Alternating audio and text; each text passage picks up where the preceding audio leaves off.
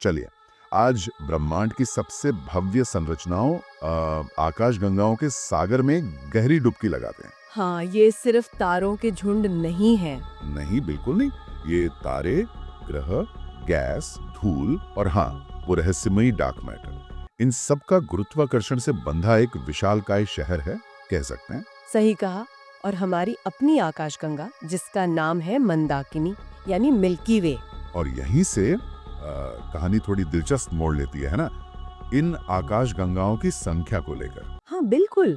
कुछ साल पहले तक अनुमान था कि ब्रह्मांड में शायद 2 खरब मतलब 2 ट्रिलियन आकाशगंगाएं होंगी। 2 खरब?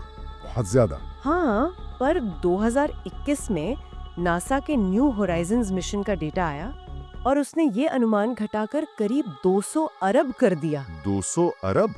मतलब इतना बड़ा फर्क? हाँ, और ये सिर्फ एक संख्या का बदलाव नहीं है, ये दिखाता है कि ब्रह्मांड का कितना बड़ा हिस्सा अब भी हमारी नजरों से, हमारी समझ से परे है। शायद हम 90% आकाशगंगाएं देख ही नहीं पा रहे हैं अभी। तो ये वाकई चौंकाने वाली बात है। और यही इस डीप डाइव का मिशन है ना?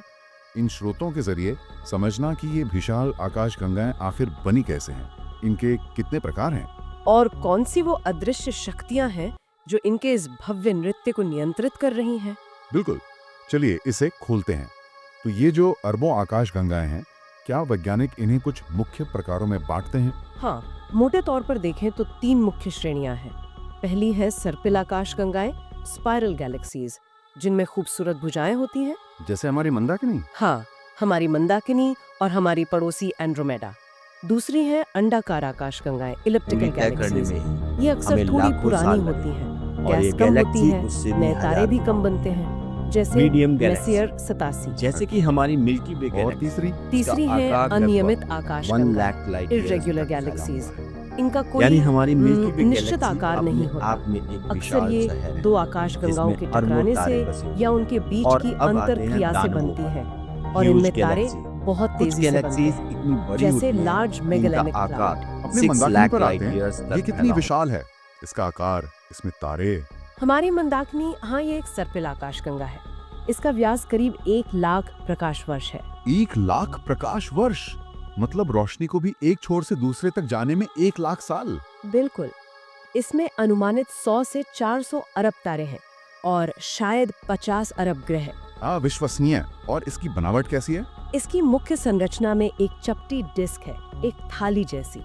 हमारा सौर मंडल इसी डिस्क में है, शिकारी हंस भुजा, ओरायन सिग्नस आर्म में। और ये केंद्र से काफी दूर है ना? हाँ, केंद्र की गहमा गहमी से दूर एक शांत इलाके में। यहाँ एक चक्कर पूरा करने में करीब 22.5 से 25 करोड़ साल लग जाते हैं। वाह। इसके अलावा एक घना केंद्रीय उभार है, गैलेक्टिक बल्ज, और एक बहुत बड़ा प्रभामंडल, गैलेक्टिक हैलो। इसमें पुराने तारे, गोलाकार क्लस्टर और हाँ, बहुत सारा डार्क मैटर छिपा है। डार्क मैटर, फिर से। और बिल्कुल केंद्र में एक super massive black hole, Sagittarius A. तो ये हुई हमारी आकाशगंगा। लेकिन ये ब्रह्मांड में अकेली तो नहीं है, सही कहा? ये किसी बड़े समूह का हिस्सा है। बिल्कुल। अकेली नहीं है। हमारी मंदाकिनी करीब 54 आकाशगंगाओं के एक समूह का हिस्सा है, जिसे स्थानीय समूह या लोकल ग्रुप कहते हैं। इसमें एंड्रोमेडा भी शामिल है। अच्छा, 54 आकाशगंगाओं का समूह। हाँ, और ये तो बस शुरुआत है।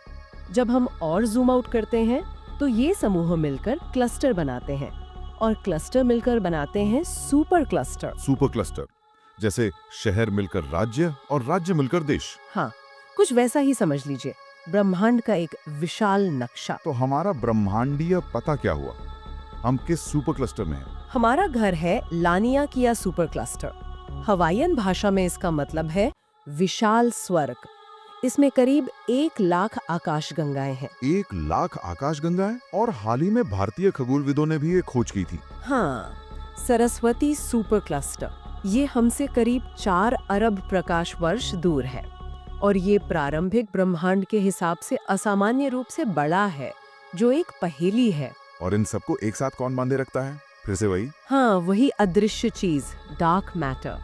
ये एक तरह का ब्रह्मांडीय गोंद है जो इन विशाल संरचनाओं को बिखरने से रोकता है। तो ये जो आकाशगंगाएं हैं, ये स्थिर नहीं है, आपने टक्करों का जिक्र किया था। हाँ, ये लगातार गतिशील हैं।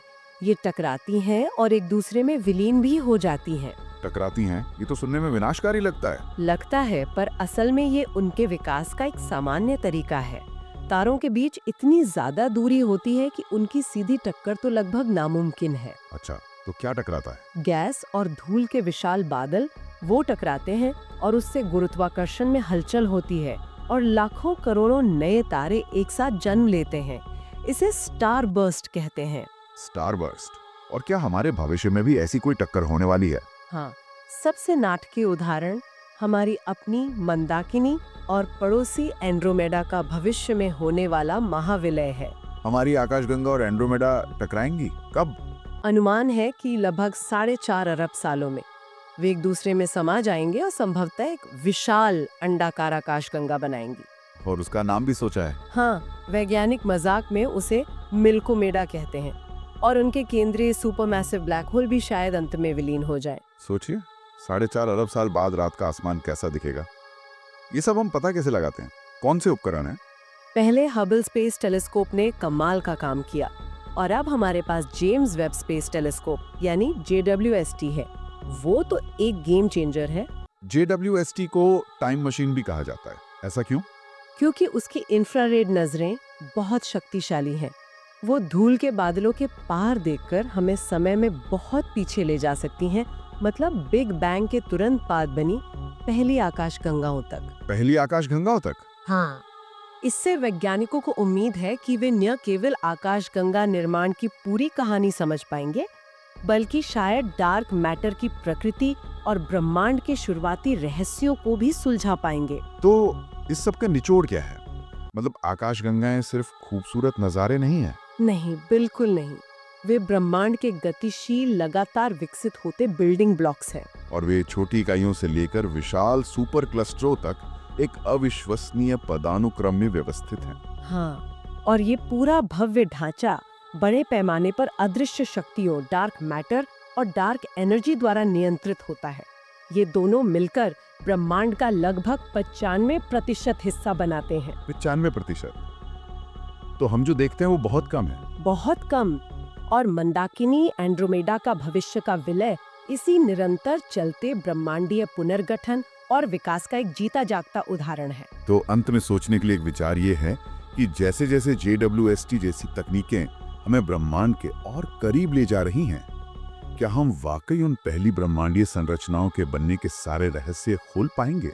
या फिर जैसा अक्सर होता है, हर जवाब के साथ उस डार्क मैटर जैसे और भी गहरे सवाल सामने आएंगे जो इन सभी आकाशगंगाओं को, इस पूरे ब्रह्मांड को एक साथ बांधे रखता है। ये देखना बाकी है।